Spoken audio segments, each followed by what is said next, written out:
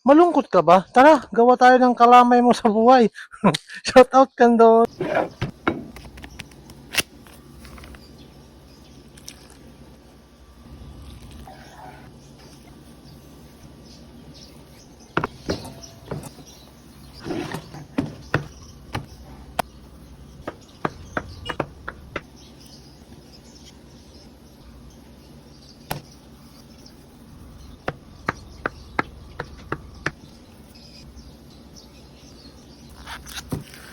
Wala na, abutin tayo ng dilim. Nagluto pa ako ng pansit, men.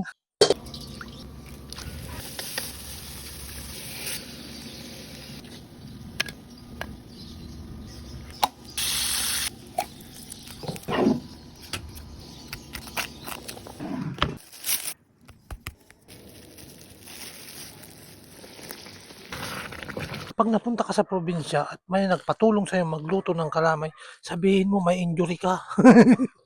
Pero ako bilang kusinero, sabi ko, kalamay ka lang, kusinero ko. Alam niyo bang ang pagluluto ng kalamay ay dapat may kasama? Pero ewan ko bakit ako mag-isa. Alam niyo rin bang malapit na akong sumuko?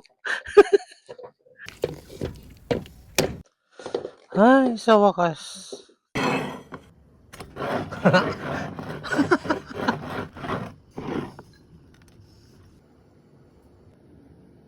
Kalamay baryo, anong gusto mo? Eto o yung itip? Teka mga rin, kami nga pesto.